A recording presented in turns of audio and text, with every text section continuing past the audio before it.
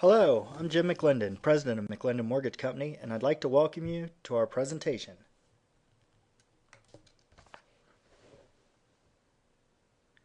The current situation in the real estate market is that we have massive inventory as well as tightening lending guidelines.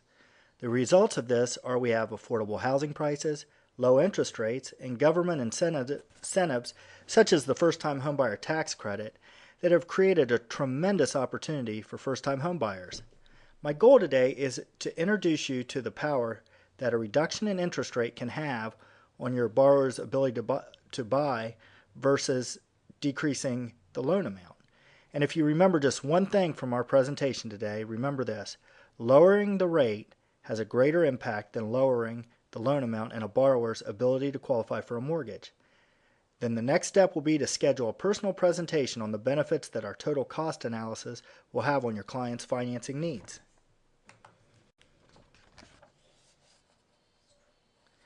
To illustrate the impact that rate reduction has compared to loan reduction, let's look at a fictional case study involving two friends who are both eligible first-time homebuyers and therefore eligible for the tax credit. Both our friends make $58,000 a year, they have excellent credit, monthly debt of $650 a month, their parents are going to give them each $7,000 for their down payment, but they're both interested in the same house and they wish to submit an offer. So let's go ahead and meet our characters and see who, if either, will be able to buy this house.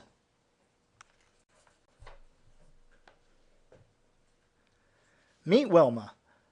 Wilma meets with her loan officer to be approved, and here are the results.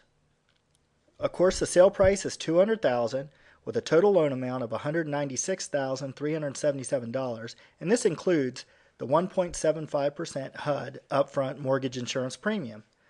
She's quoted a 6% fixed rate with 0 points on a 30-year loan.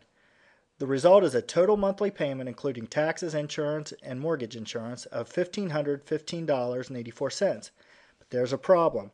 To qualify for this loan, Wilma needs an annual income of $62,724, and remember, she only makes $58,000 a year. Shh. But wait, Wilma is qualified for the full $8,000 tax credit, and remember, she can use it towards additional down payment. So Wilma and her loan officer plug in the numbers using the $7,000 gift from her parents as well as the $8,000 for the tax credit. So let's see what happens.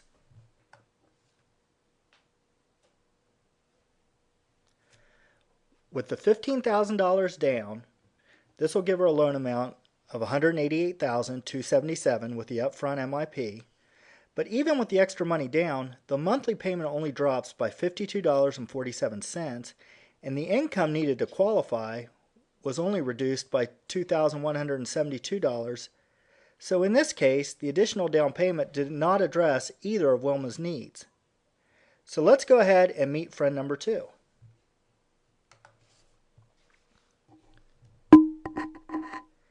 Here we have Betty.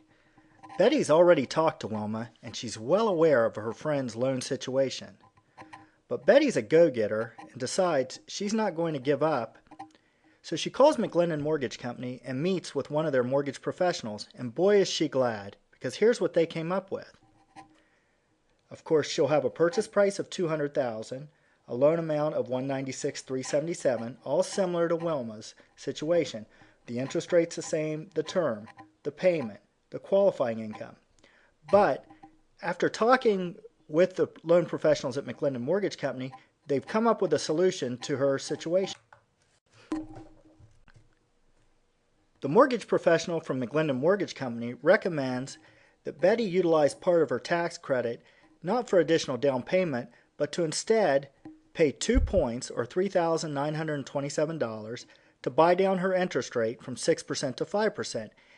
Now look at the impact this has. Her monthly payment drops by about $170 per month, and the income needed to qualify was reduced by over $7,068.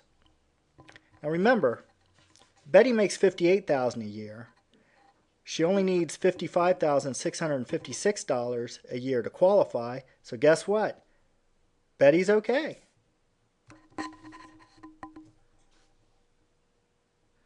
To drive home the impact that a lower rate has over a lower loan amount, let's compare Wilma and Betty's situation.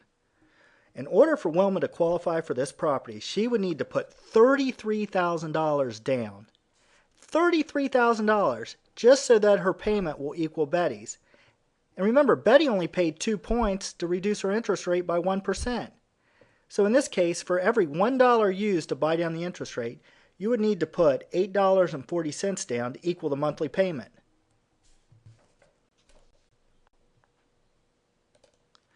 I hope you enjoyed our presentation. At McLendon Mortgage Company, our advice makes a difference. I personally prepare a total cost analysis for each of my clients that provides them with the facts that allow them to make an informed decision regarding their choice of mortgage financing. My knowledge and experience in the mortgage industry allows me to bring value to both my clients and business partners.